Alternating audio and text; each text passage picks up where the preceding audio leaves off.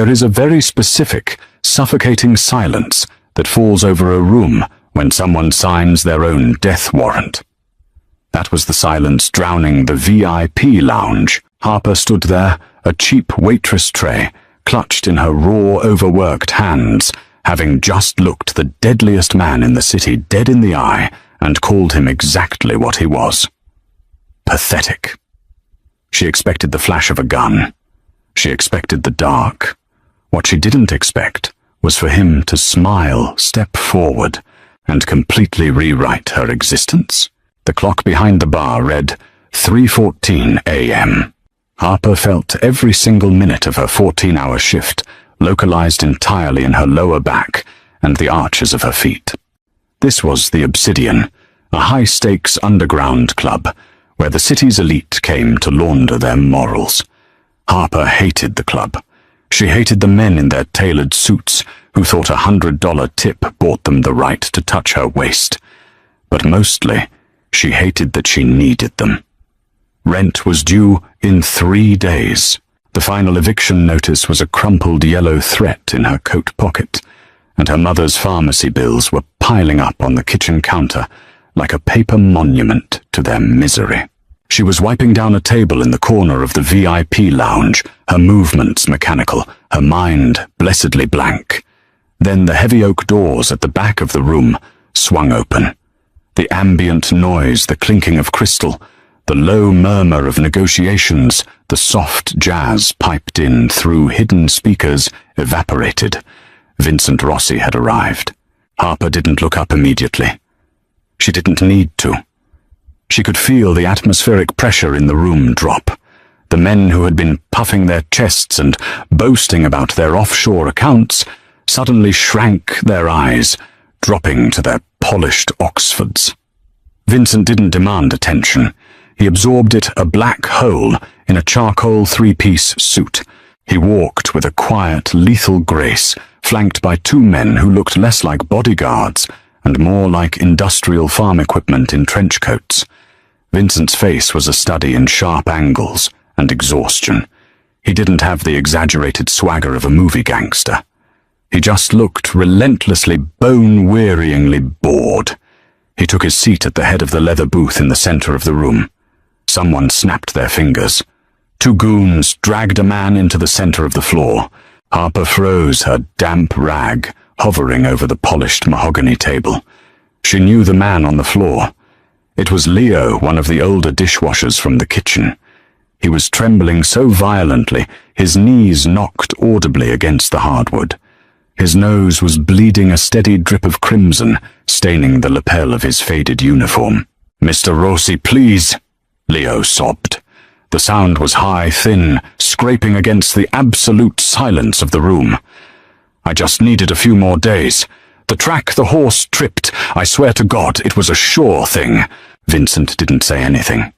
He slowly reached into his jacket, retrieved a silver cigarette case, and tapped a cigarette against the lid. He placed it between his lips. A lighter was instantly produced by a sycophant to his left.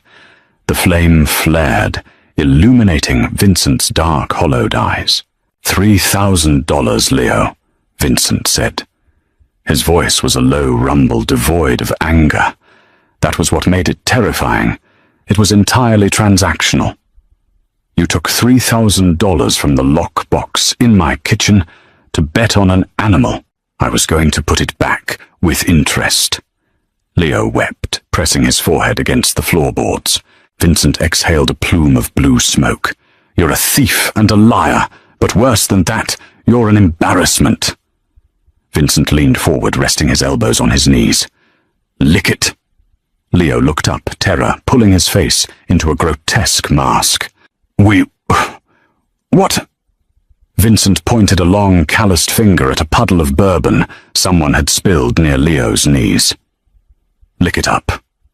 Maybe I'll let you keep your hands." The men in the room chuckled. It was a nervous, ugly sound. Men laughing because they were terrified, men laughing because they were grateful it wasn't them on the floor. Harper's chest tightened. She felt a familiar hot pressure rising in her throat.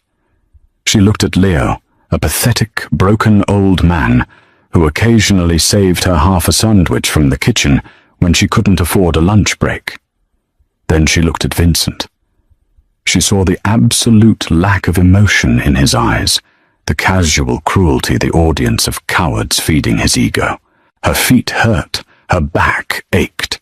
She was so incredibly, unfathomably tired of living in a world where men like Vincent got to play God over people who were just trying to survive. The filter between her brain and her mouth, worn thin by exhaustion and poverty, simply snapped. The heavy glass ashtray slipped from her tray. It hit the floor with a sharp, resonant crack that shattered the silence. Every head turned toward her. Vincent's gaze slid lazily from Leo to the waitress standing by the corner table. His dark eyes locked onto hers. There was a warning in that look, a cold, heavy promise. Harper didn't look away. Her heart was hammering a frantic rhythm against her ribs, but her face felt entirely numb. She stepped over the shattered glass. "Are you done?" Her voice rang out, shockingly steady. One of the massive bodyguards started toward her, but Vincent raised a single finger. The guard halted instantly. "Excuse me," Vincent asked, tilting his head. "I asked if you were done," Harper said, her voice dropping an octave, carrying the hollow, cynical weight of a woman who had nothing left to lose. "He owes you money. Break his fingers. Fire him. Kill him. Do whatever it is you people do." She took a step closer, ignoring the collective gasp from the room. "But making a desperate old man lick liquor off a dirty floor while your little fan club laughs," Harper sneered, her eyes raking over the men in the booths before snapping back to Vincent. "You don't look powerful. You look pathetic." The silence that followed wasn't just quiet. It was a physical weight. It pressed against the walls. A few men subtly shifted their chairs away from her, as if stupidity were contagious and lethal. Harper stood her ground. Her hands were trembling now, so she balled them into tight fists at her sides, digging her nails into her palms until the skin broke. She was going to die. The realization washed over her cold and absolute. She was going to be dragged into an alley and shot because she was too tired to keep her mouth shut. Vincent stared at her. He didn't blink. He took a slow drag from his cigarette, the cherry burning bright red, casting demonic shadows across his sharp cheekbones. The smoke curled from his lips as he exhaled. He crushed the cigarette out in an ashtray. Slowly, deliberately, he stood up. He was taller than she realized. Standing at full height, Vincent eclipsed the ambient light of the room.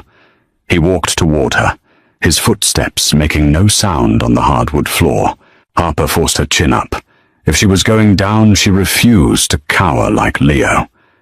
She met his gaze, cataloguing the details of her executioner. There was a faint silver scar cutting through his left eyebrow. His eyes weren't just dark. They were the color of deep, frozen water. He stopped inches from her. She could smell peppermint expensive tobacco and the distinct metallic scent of gunpowder clinging to his clothes. "Pathetic." Vincent repeated the word rolling off his tongue as if he were tasting a foreign spice. "You heard me," Harper whispered. Her vocal cords refused to produce anything louder. Vincent looked her up and down. He took in the cheap, scuffed shoes, the runs in her stockings, the dark circles under her eyes, and the defiant, reckless fire burning in her pupils. For a fraction of a second, something flickered behind his cold facade. Not anger, not pride, curiosity. He turned his head slightly toward the massive guard on his right. "Oliver, take her upstairs. My office." Harper's stomach dropped into a bottomless abyss. Upstairs. Upstairs was where people went when they were going to be disappeared.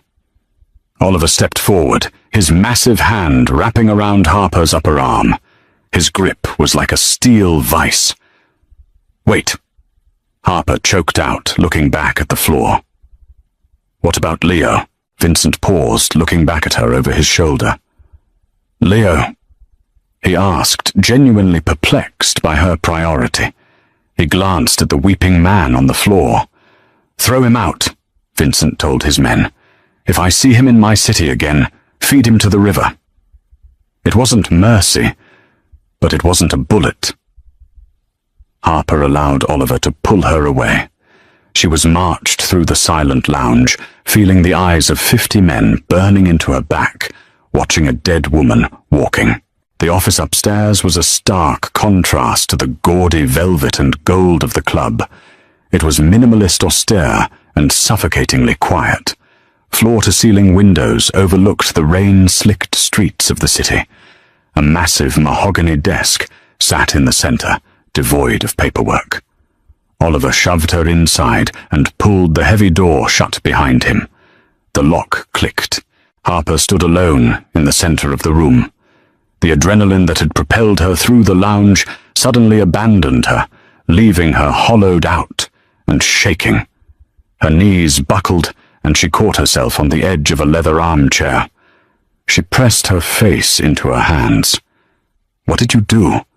What did you just do? She thought of her mother alone in their drafty apartment, waiting for a morning cup of tea that Harper would never make.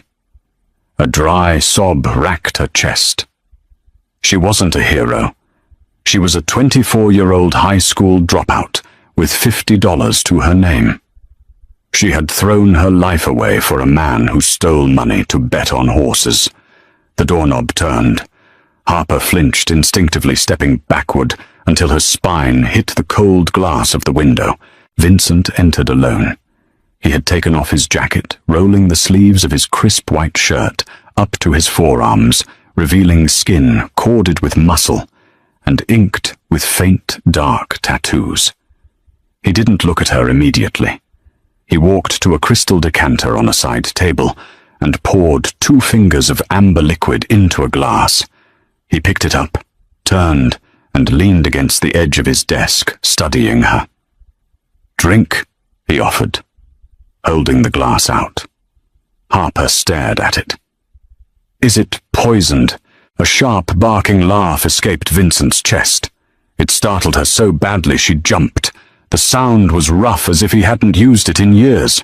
"If I wanted you dead, sweetheart, you'd be a red stain on the floor downstairs," he said, taking a sip from the glass himself to prove his point. "I don't waste good scotch on corpses." He set the glass down and crossed his arms over his chest. The amusement vanished from his face, replaced by a terrifying clinical focus. "You called me pathetic." "I did." Harper lifted her chin. "Why?" Harper blinked. "I think the reasoning was self-explanatory." "Explain it anyway," Vincent demanded softly. "People in my world do not speak to me that way. They beg, they barter, they lie. They don't insult my pride in front of 30 capos and lieutenants." Harper looked at him, truly looked at him. Strip away the money and the men with guns and what was left. A man drowning in a life he clearly despised, compensating with cruelty. "Because a real monster wouldn't need an audience," Harper said, her voice dropping into a quiet, raw honesty. "Real power doesn't need to put its boot on the neck of a terrified old man to prove it exists. You didn't do that to punish him. You did it to remind the room that you could. It was a performance. And it was cheap."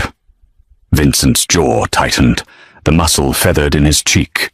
Harper braced herself for the backhand for the weapon to be drawn. Instead, Vincent looked away, staring out the window into the driving rain. "For 5 years," Vincent murmured almost to himself, "I have been surrounded by sycophants. Men who kiss my rings while holding knives behind their backs. Women who look at me and see nothing but a vault with a heartbeat. I breathe and they applaud." He turned his gaze back to her. It was heavy, laden with a sudden suffocating intensity. "And here comes a waitress in scuffed shoes, dragging her feet through the mud of my club to look me in the eye and call me a fraud."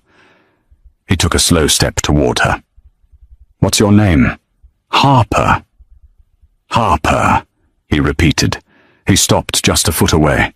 The heat radiating off his body was palpable. "Are you not afraid of me, Harper?" "I am terrified of you," she admitted, her voice trembling just slightly.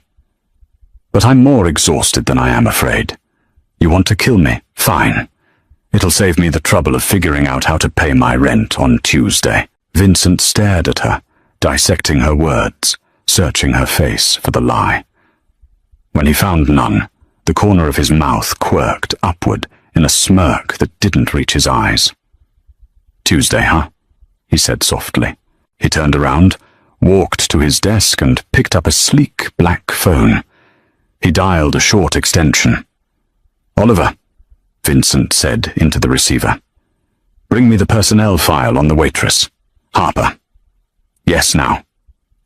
The silence returned, but the texture of it had changed. It was no longer the silence of an impending execution.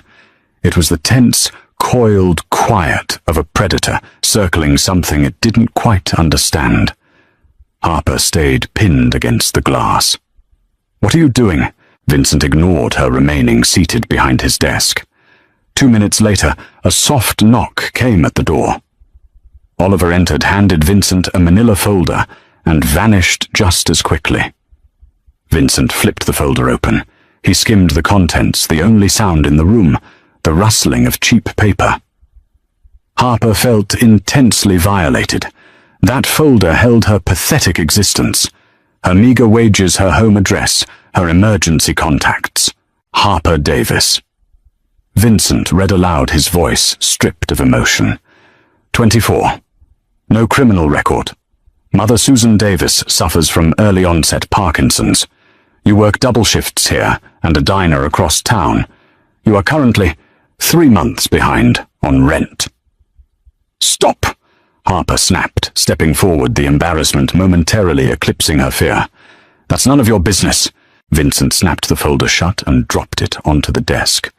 "It is my business when an employee causes a scene that undermines my authority.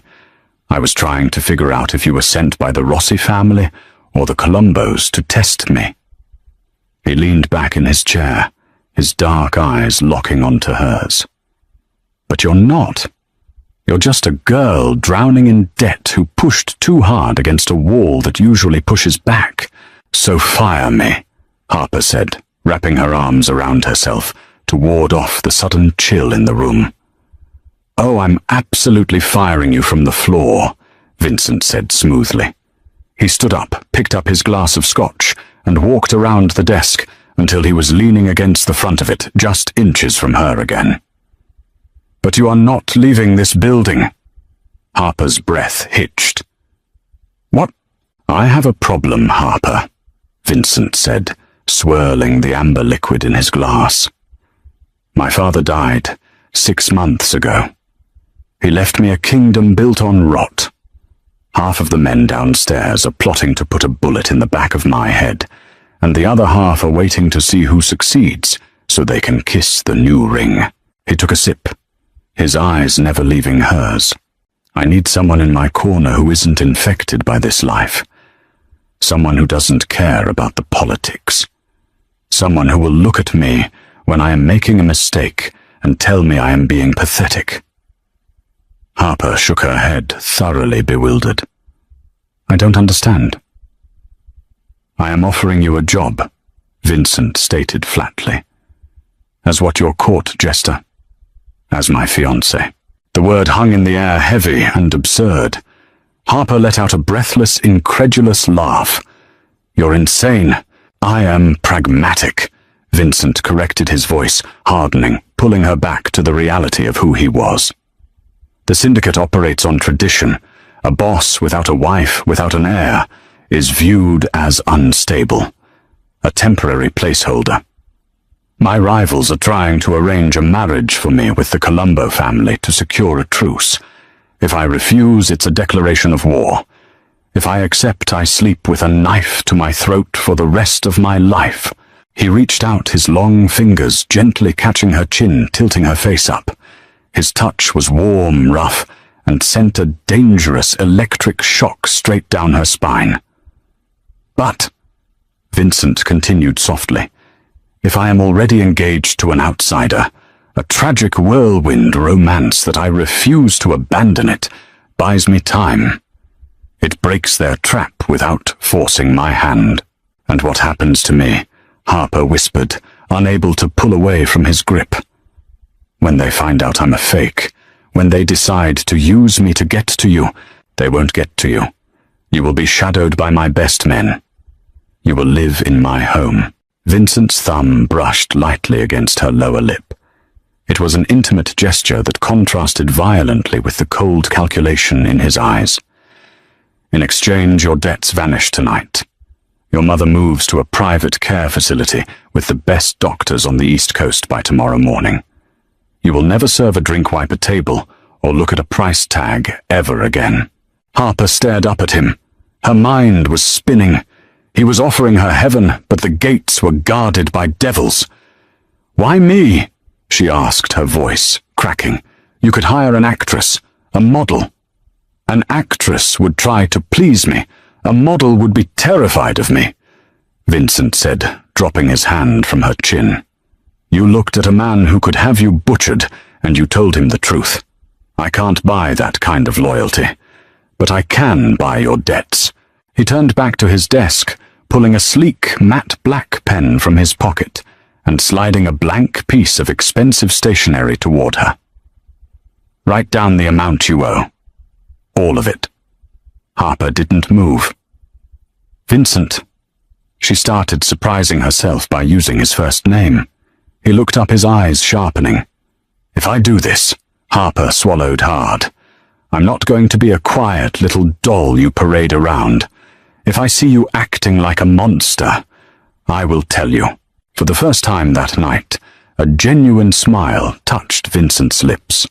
It transformed his face, stripping away the exhaustion and revealing something devastatingly handsome beneath the shadows. "I'm counting on it, Harper," he said. She walked to the desk.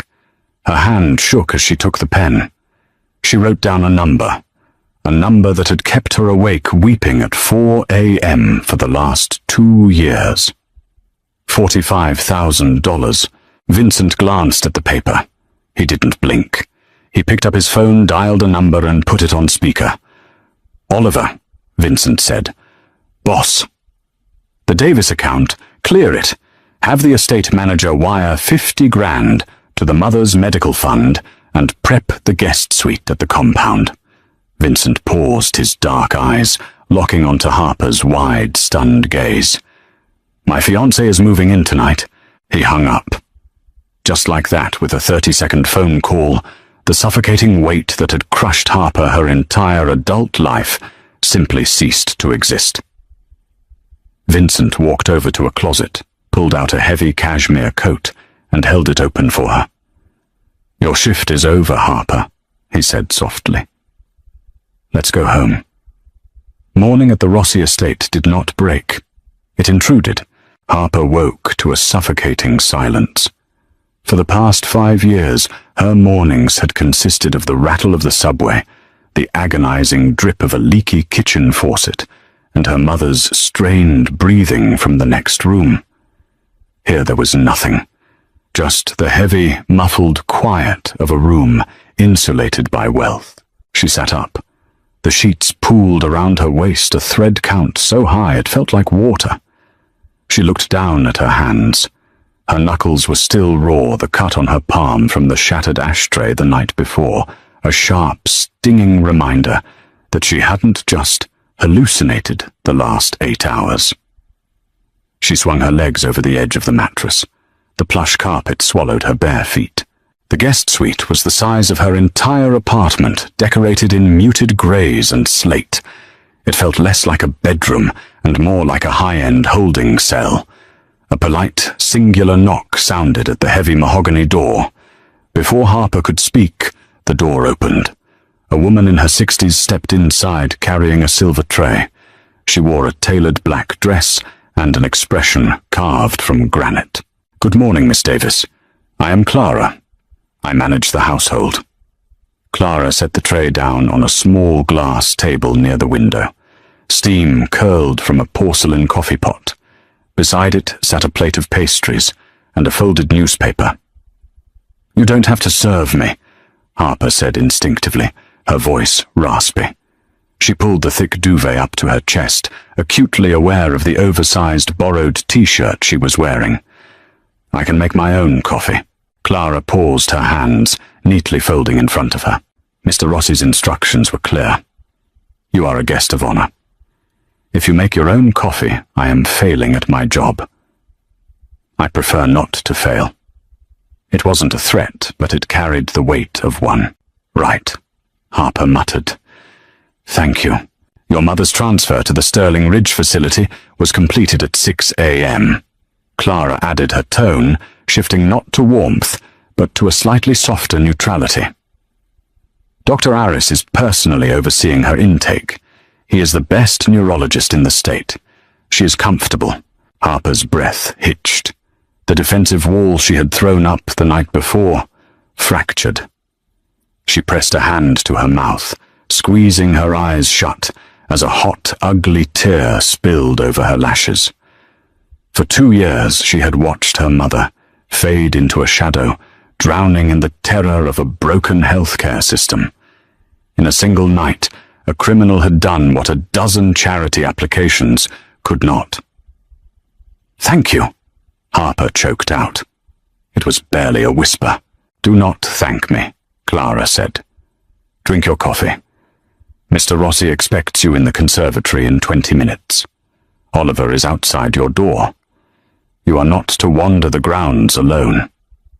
Clara left the door clicking shut with terrifying finality. 20 minutes later, Harper walked down the sprawling, marble-floored hallway, flanked by Oliver, the massive bodyguard from the club. He moved like a shadow, silent and imposing. The conservatory was a glass-walled room at the back of the house, overlooking acres of manicured lawn that sloped down to a high iron-wrought perimeter wall. The sky was overcast, casting a pale, flat light over the estate. Vincent was sitting at a wrought-iron table reading a ledger. He wore dark slacks and a charcoal sweater pushed up at the forearms. In the daylight, he looked less like the devil and more like a man carrying a physical crushing weight on his shoulders. The exhaustion in his eyes was stark. He didn't look up as she approached.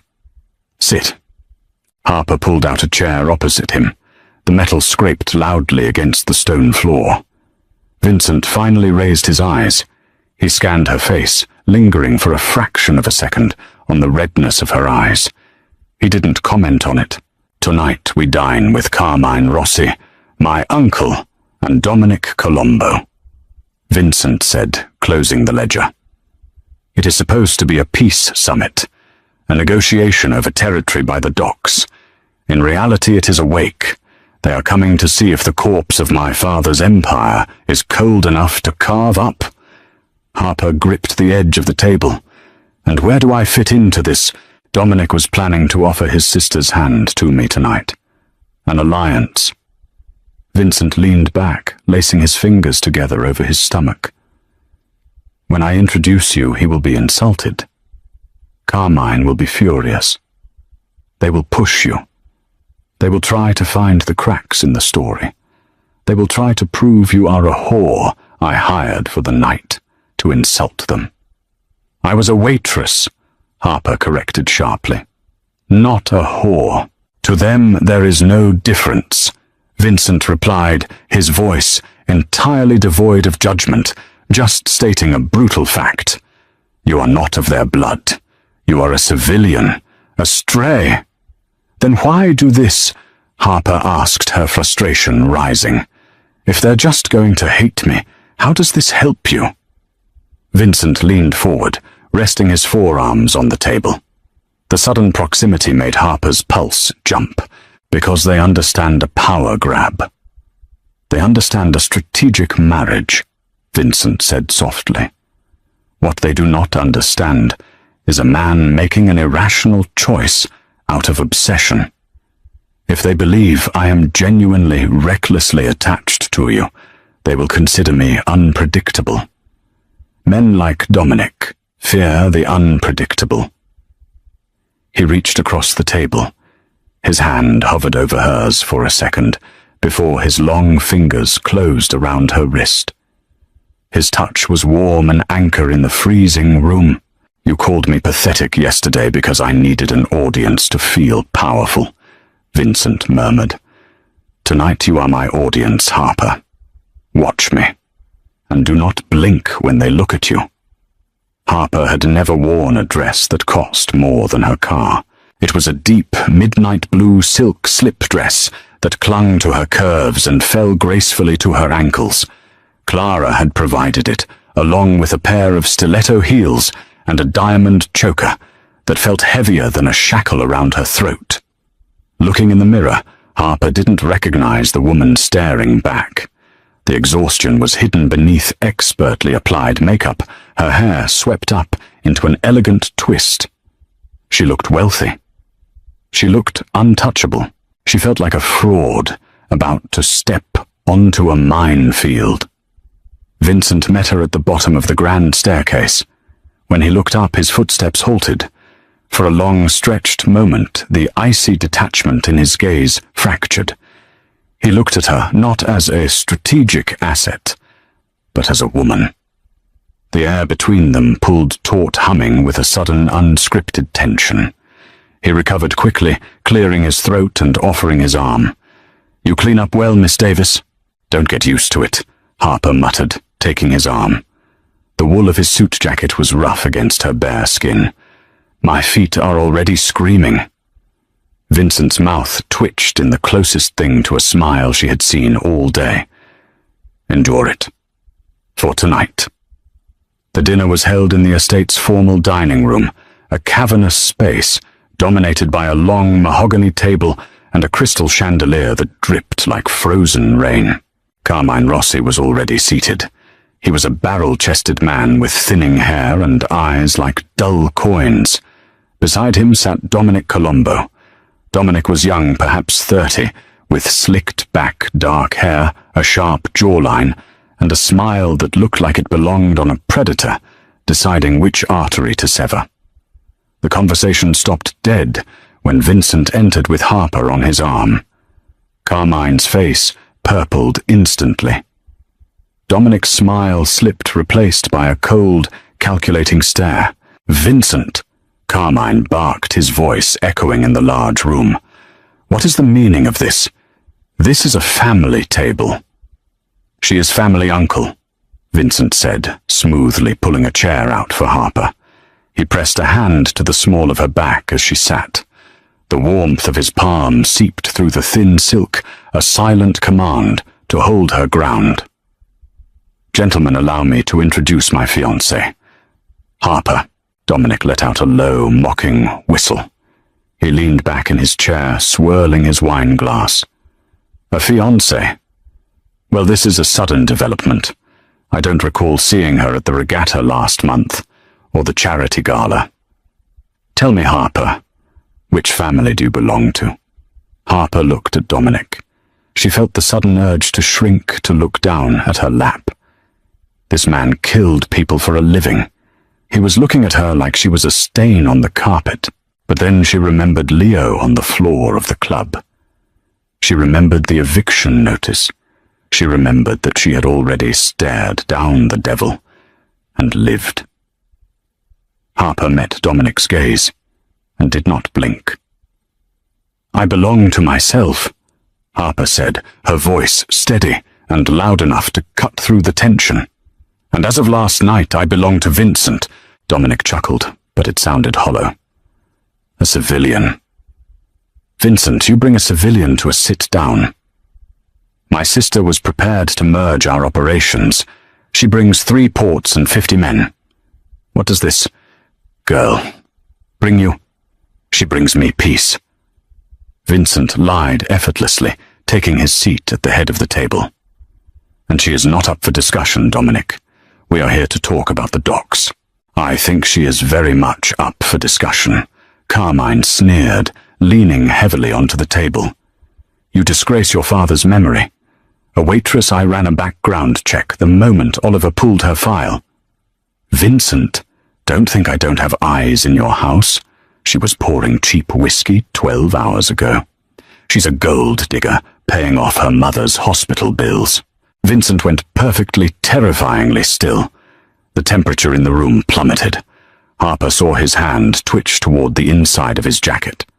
Before Vincent could draw a weapon and start a war, Harper spoke. "You're right," Harper said. All three men turned to her. Vincent's jaw tightened, his eyes flashing a silent warning.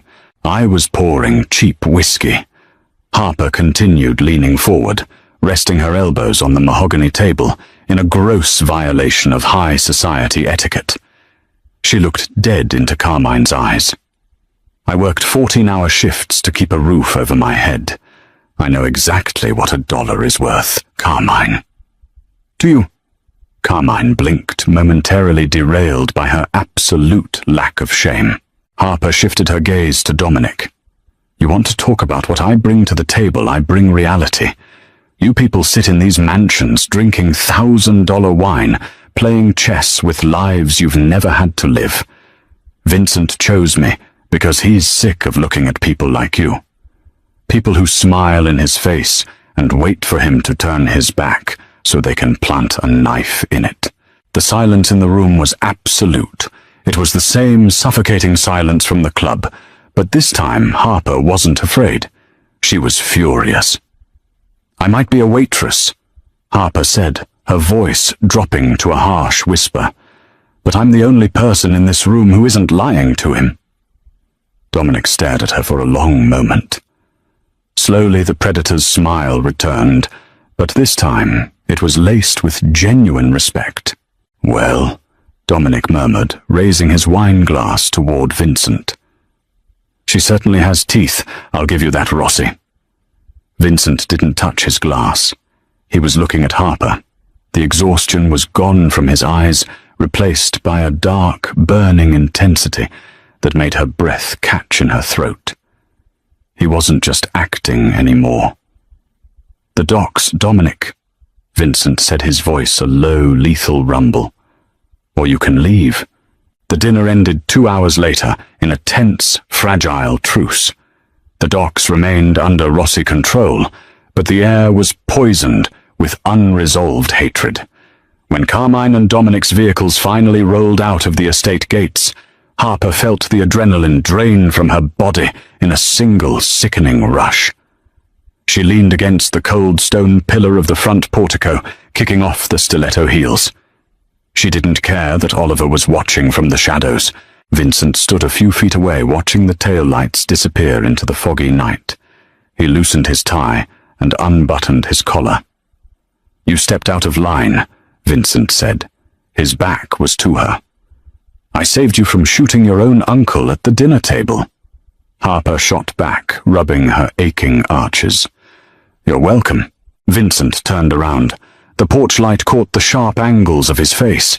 He closed the distance between them in 3 long strides, stopping so close that Harper was forced to tilt her head back to look at him. "You made yourself a target," he said, his voice dangerously low.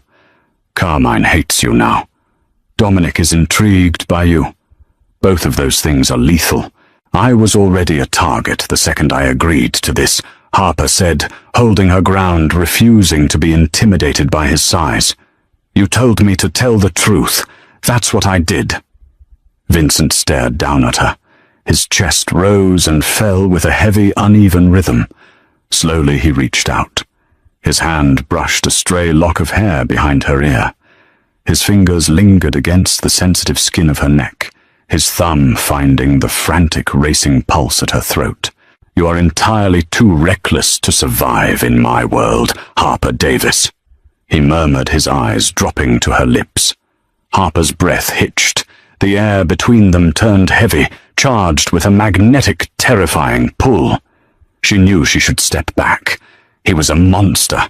He was a killer. But the way he looked at her made her feel seen in a way she hadn't experienced in years. Before either of them could move, the world exploded. The sound came first, a high, sharp crack that ripped through the quiet night, followed instantly by the deafening shatter of the portico's massive decorative urn directly behind Harper. Stone shrapnel sprayed into the air. Harper didn't even have time to scream. Vincent tackled her. He didn't grab her. He threw his entire body weight against hers, taking them both hard to the stone pavement. The impact knocked the wind out of her lungs in a violent rush. "Get down!" Oliver roared from the driveway, his weapon already drawn, firing blindly into the tree line beyond the gates. Crack! Crack! Bullets sparked against the stone pillars. The sound was deafening, a brutal, chaotic assault on the senses.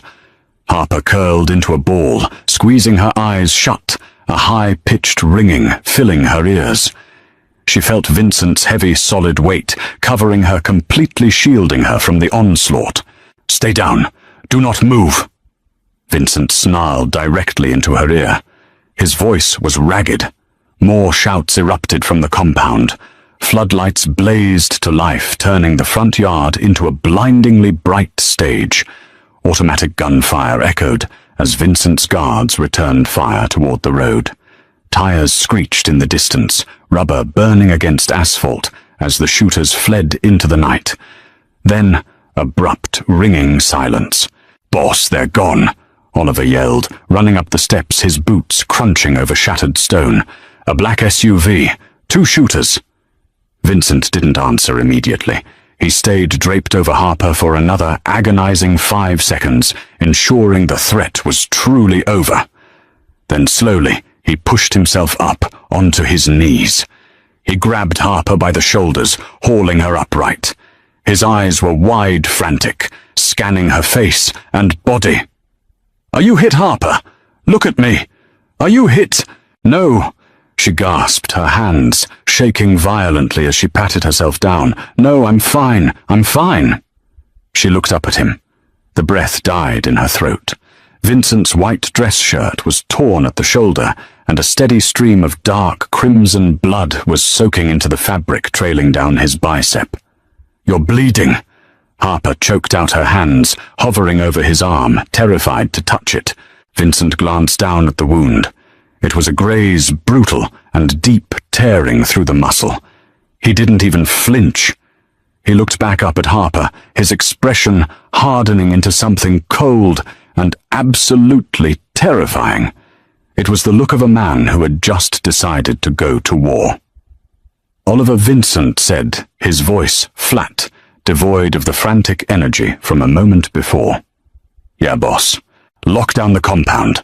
No one gets in or out." Vincent stood up, pulling Harper with him. His grip on her arm was tight, unyielding. He pulled her toward the heavy oak doors of the house. "Who was it?" Harper asked, her voice trembling as the reality of the violence set in. "Was it Carmine, Dominic?" "It doesn't matter," Vincent said, kicking the front door open. The opulent foyer felt different now. It didn't feel like a cage anymore. It felt like a bunker. He stopped in the center of the hall and finally let go of her arm. He looked at her, standing in her ruined silk dress, barefoot, shivering uncontrollably from the adrenaline crash. "I promised you safety," Vincent said quietly. The blood was dripping from his fingertips onto the pristine marble floor, a stark, violent contrast. "They just broke that promise." "Vincent, you need a doctor," Harper said, stepping toward him, the fear momentarily eclipsed by the sight of his blood. He caught her hand with his uninjured arm, stopping her. His dark eyes locked onto hers, stripping away the layers of strategy and cold command. "They shot at my house. They shot at you." His thumb brushed over her knuckles, right over the small cut she had given herself the night before at the club. "This is no longer a performance, Harper. I am going to burn their entire world to the ground." The estate's underground medical bay smelled sterile, a sharp chemical bite of rubbing alcohol and iodine that burned the back of Harper's throat. It was a room that shouldn't exist in a private residence. stainless steel tables, a surgical light overhead, and locked cabinets filled with trauma supplies. It told a silent, brutal story about the reality of Vincent's life. Harper stood near the door, her arms wrapped tightly around her waist. She still wore the ruined silk dress. The hem was stained with dirt, and a few drops of Vincent's blood. Vincent sat on the edge of an examination table. He had stripped off his ruined shirt, his bare chest rising and falling in slow, measured breaths. An older man, Dr. Evans Oliver had called him, was threading a curved needle with black suture. "You don't need to watch this," Vincent said. He didn't look at her. His gaze was fixed on the tiled wall opposite him. "I'm fine," Harper lied. Her voice shook, betraying the tight knot of nausea in her stomach. "You're in shock." "I said I'm fine." Vincent finally turned his head. The exhaustion in his face had deepened, hollowing out his cheeks and darkening the bruised skin beneath his eyes. He opened his mouth to order her out, but the doctor stepped forward. "Hold still, boss," Dr. Evans murmured. He didn't offer a local anesthetic. Vincent didn't ask for one. The needle pierced the torn muscle of Vincent's shoulder. Harper watched her breath catching. Vincent didn't flinch. He didn't make a sound. The only indication that he felt anything at all was the sudden sharp clenching of his jaw and the way the tendons in his neck pulled taut like piano wire. It was agonizingly intimate to watch a man endure pain with such absolute silence. Harper realized with a sudden pang of clarity that he was used to it. He was used to bleeding alone. "Done," Dr. Evans said 15 minutes later, snipping the thread. He taped a heavy gauze bandage over the wound. "Keep it dry. I'll leave the antibiotics with Oliver. If you spike a fever, you call me. Don't play tough." "Thank you, Doc," Vincent muttered, sliding off the table. He grabbed a fresh black t-shirt someone had left on a chair and pulled it over his head, wincing slightly as the fabric dragged over the fresh stitches. The doctor packed his bag and slipped out the door without another word to Harper. The silence that followed was heavy, thick with the unsaid. Vincent walked over to a metal sink in the corner and turned on the cold water. He splashed his face, gripping the edges of the basin so hard his knuckles turned white. Harper walked slowly across the room. She stopped a few feet behind him. "Why didn't you flinch?" she asked quietly. Vincent turned off the tap. Water dripped from his chin. He leaned his head forward, resting it against the cool mirror above the sink. "If I flinch, they know I can be hurt," he said, his voice rough. "The doctor say." "Anyone?" Vincent turned around, leaning back against the sink. He looked at her, his eyes stripping away the bravado of the Mafia boss, leaving only the man beneath. "In my world, pain is a vulnerability. You show it, and someone will use it to break you." Harper stepped closer. She didn't know what possessed her, but she reached out. Her fingers were trembling. She stopped an inch from his chest, hesitating. Vincent didn't move away. He watched her hand, completely still. She pressed her palm flat against his chest, right over his heart. It was beating a steady, heavy rhythm against her skin. "I'm not them," Harper whispered. Vincent looked down at her hand, then up into her eyes. The temperature in the room seemed to spike. He lifted his uninjured arm and covered her hand with his own, pressing her palm harder against his chest. His skin was burning. "I know," Vincent breathed. For a second, the world outside the bunker vanished. There was no Carmine, no Dominic, no gunfire in the dark. There was just the smell of iodine, the cold fluorescent lights, and the desperate, tethering warmth of his hand over hers. Then heavy boots pounded down the hallway. Vincent dropped her hand instantly. His face shuttered the iron walls, slamming back into place. Oliver appeared in the doorway. "Boss, we have a location on the SUV. It was dumped in the river near the south docks." Vincent's eyes darkened, the brief flash of humanity, buried beneath a sudden, absolute violence. Who owns the South Docks? Carmine, Oliver said grimly. Vincent nodded once. He walked past Harper, the air turning frigid in his wake. Get the men ready. We're going to pay my uncle a visit. The estate transformed over the next 48 hours. It ceased to be a home and became a fortress.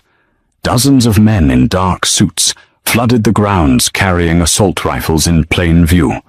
The heavy iron gates at the entrance were padlocked and reinforced with armored SUVs. The quiet hum of wealth was replaced by the frantic, metallic click of magazines being loaded and the constant static chatter of encrypted radios. Harper was confined to the upper floors. It wasn't a request. It was a mandate. Vincent had positioned 2 guards outside her door and ordered Clara not to let her out of sight. Vincent himself had vanished. He left before dawn on the first day and hadn't returned. By the evening of the second day, the claustrophobia was suffocating. Harper paced the length of her massive suite until her feet ached. She wore comfortable jeans and a sweater Clara had procured, but she felt like a ghost haunting someone else's life. She walked to the window, pulling the heavy velvet curtain back just enough to look at the driveway below. It was raining again, a cold, relentless downpour that turned the estate into a grayscale photograph. The door opened behind her. Harper turned, expecting Clara with another untouched tray of food. Instead, it was Oliver. He looked haggard, his clothes smelling of damp wool and exhaust fumes.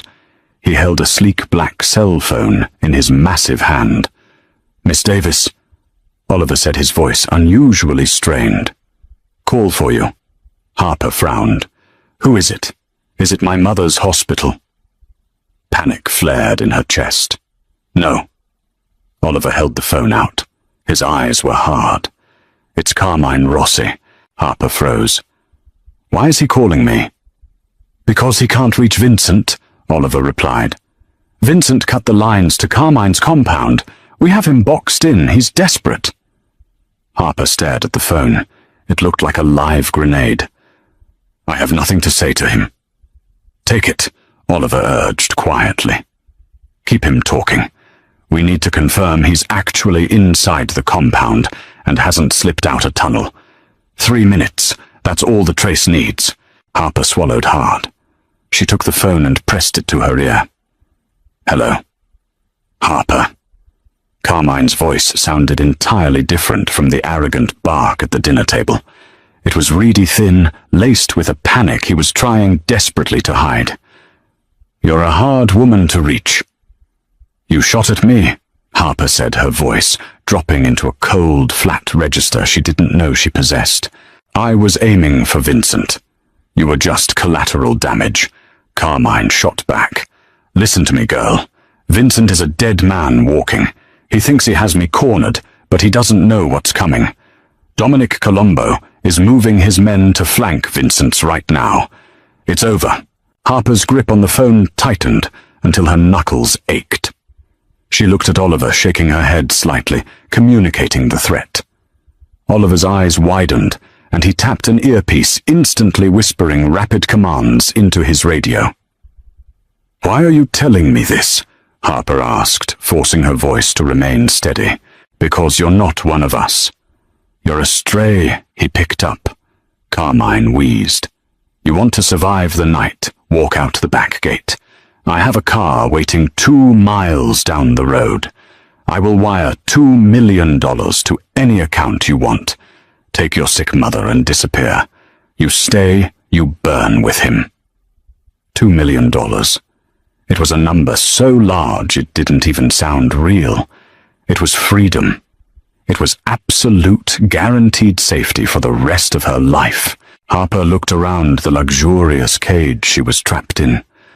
She thought about her old apartment, the leaky faucet, the suffocating terror of poverty. She had every reason to walk away. She owed Vincent nothing. He had bought her debts, yes, but he had also dragged her into a firing squad. Then she thought of the raw, bleeding man sitting on the examination table, holding his pain in absolute silence. She thought of his hand, covering hers, the frantic heartbeat beneath her palm. "You don't understand anything, Carmine," Harper said softly. "What? You think Vincent needs a performance to be powerful? You think he needs an audience?" Harper's voice hardened into steel. "He doesn't. He's coming for you. And when he finds you, I hope it hurts." She ended the call. She handed the phone back to Oliver. His face was unreadable for a moment, before a slow, grim smile broke across his scarred features. Trace confirmed. "We have him," Oliver said. He pocketed the phone. "I'll radio the boss about Columbo's flank. You did good, Harper." "Just tell him to come back," Harper said, her voice finally breaking. Oliver nodded once. "Lock the door behind me." He left. Harper locked the door, sliding the heavy deadbolt into place. She walked back to the window, pressing her forehead against the cold glass. Out in the dark, the war was raging, and for the first time in her life, she realized she had chosen a side. Dawn broke in a bruised palette of purple and grey. Harper had fallen asleep in the velvet armchair by the window, her knees pulled to her chest. She woke with a violent start at the sound of heavy engines roaring up the driveway. She scrambled out of the chair, throwing the curtains open. 3 black SUVs tore through the gates, their tires kicking up mud and gravel. The vehicles looked battered. One had a shattered windshield. Another was missing a side mirror. They slammed to a halt in front of the portico. Men poured out. Some were limping. Some were carrying others. Harper didn't wait. She unlocked her door, ignored the startled shouts of the guards in the hallway, and sprinted for the stairs. She practically flew down the marble steps, her bare feet slapping against the stone. She hit the foyer just as the massive front doors were pushed open. Vincent walked in. He stopped dead in the center of the entrance hall. He looked like he had walked through hell.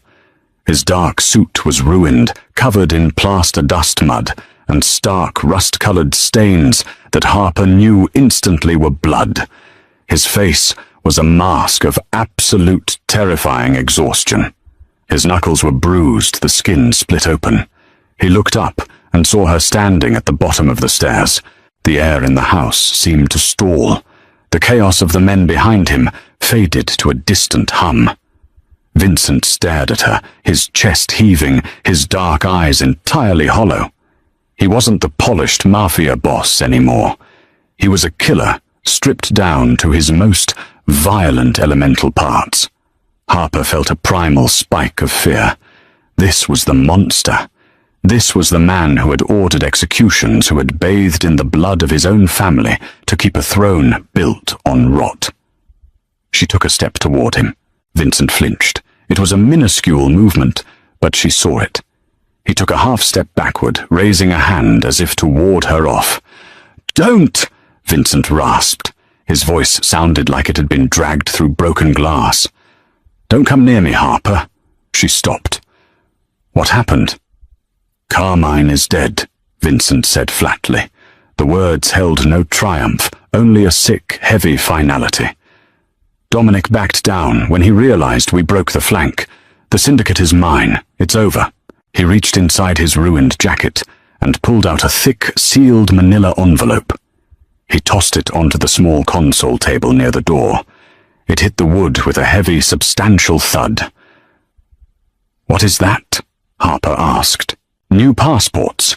Passwords to an offshore account with $5 million. The deed to a house in Switzerland, completely untraceable." Vincent recited mechanically, staring at the floor. "Your mother's medical transfer is already arranged. You leave in an hour. Oliver will drive you to the airstrip." Harper stared at the envelope. "You're sending me away." "I am setting you free," Vincent corrected, finally looking up at her. The agony in his eyes was blinding. "You did your job. The engagement served its purpose. The war is won. I bought you your life back, Harper. Take it and run."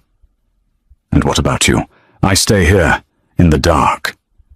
Vincent let out a bitter, self-deprecating laugh. He looked down at his blood-stained hands. "This is what I am. This is all I will ever be.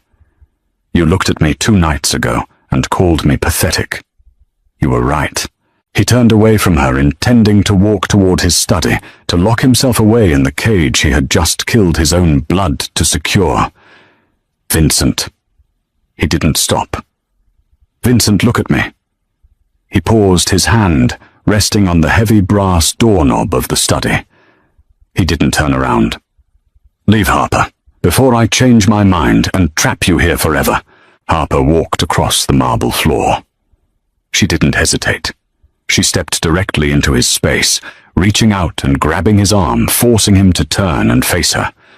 Up close, he smelled of gunpowder copper and rain. He looked down at her, his jaw locked, fighting a desperate losing battle against the proximity. "Carmine called me last night," Harper said quietly. Vincent went utterly still. "What?" "He offered me $2 million to walk out the back gate before you got to him. He told me you were a dead man." Vincent's breathing hitched. "And you didn't take it?" "No. I told him you were coming for him." Harper reached up. She ignored the dirt and the blood. She cupped his face in both of her hands. His skin was freezing cold. "I didn't stay because I was trapped, Vincent. I stayed because I chose to." Vincent squeezed his eyes shut, leaning his weight into her hands. A fractured, ragged breath tore from his chest. "You don't know what you're choosing. I will ruin you. I was already ruined. I was working myself into an early grave, terrified of every shadow," Harper said fiercely, her thumbs brushing across his cheekbones. "You pulled me out of the dark. You don't get to push me away now just because you're afraid." He opened his eyes. The terrifying, icy boss was gone. The man staring back at her was entirely undone, laying bare his desperation, his obsession, and his absolute surrender. "You are insane," Vincent whispered, his voice trembling. "I'm pragmatic." Harper threw his own words back at him. She rose slightly on her toes, closing the agonizing distance between them. "And you really are pathetic if you think I'm walking out that door." Vincent let out a sound that was half laugh, half groan. He dropped all pretense. His arms wrapped around her, pulling her flush against his chest, lifting her off her feet. He buried his face in her neck, holding her with a crushing, desperate strength, as if she were the only solid thing left in a world that had burned to the ground. When he finally kissed her, it wasn't a gentle, polite collision. It was a collision of survival. It tasted like ash adrenaline and absolute inevitability. Harper kissed him back with equal ferocity, her hands tangling in his dark hair, anchoring him to the earth. He was a monster. He was a killer. He was the king of a rotting empire. But as Harper held the deadliest man in the city, feeling his heart hammer wildly against her own, she knew one thing for certain. He was hers. From a desperate waitress wiping tables to the fierce queen of a Mafia empire, Harper proved that sometimes the only way to survive the dark is to hold the hand of the monster who rules it. She didn't just survive Vincent's world, she conquered it by refusing to blink. If you loved this intense, slow-burn Mafia romance, do us a huge favor and smash that like button, subscribe to the channel to catch all our dark romance stories.